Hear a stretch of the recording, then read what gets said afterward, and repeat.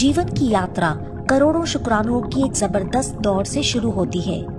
ये बाधाओं से भरी एक कठिन दौड़ है जिसमें सबसे स्ट्रॉन्ग और सबसे तेज शुक्राणु ही जीतता है और एक नए मानव जीवन को जन्म देने के लिए एक अंडे से मिलता है।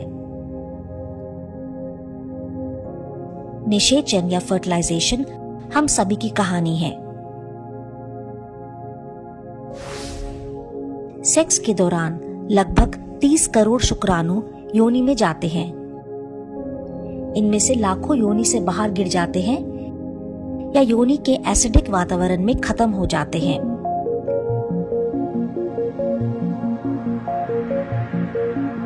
हर शुक्राणु का सिर, गर्दन, बीच का पार्ट और एक पतली लंबी पूंछ होती है। पूंछ की मदद से शुक्राणु 1 मिनट में 4 मिलीमीटर की स्पीड से आगे बढ़ सकता है। ओव्यूलेशन के दौरान सर्विक्स यानी बच्चेदानी का मुंह थोड़ा खुल जाता है।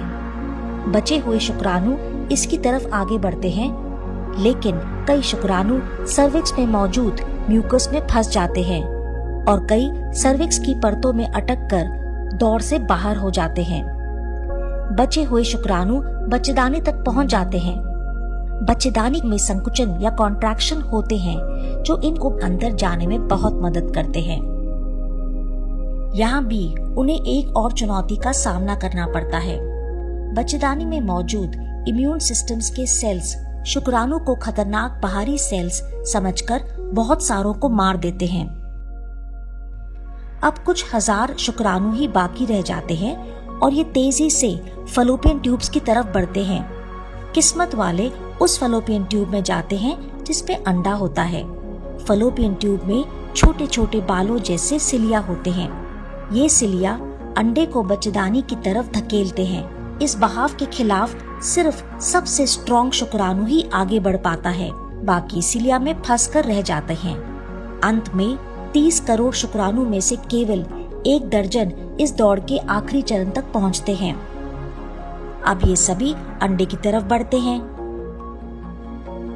केवल 1 शुक्राणु अंडे में प्रवेश करता है और ये इस दौड़ का विजेता है। इसके बाद अंडे में कई बदलाव होते हैं जो अंडे के बाहरी दीवार को सख्त बना देते हैं।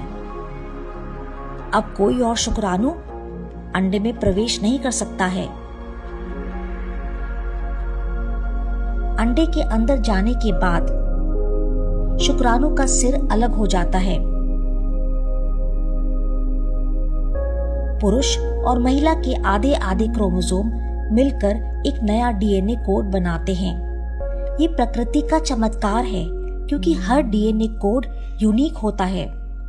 फर्टिलाइजेशन की इस प्रक्रिया के बाद एक नया सेल बनता है जिसे जाइगोट कहा जाता है। जाइगोट अब बच्चेदानी के सुरक्षित घर की तरफ अपना सफर शुरू करता है, जहां ये 40 हफ्ते में एक सेल से एक बच्चे में बदल जाता है।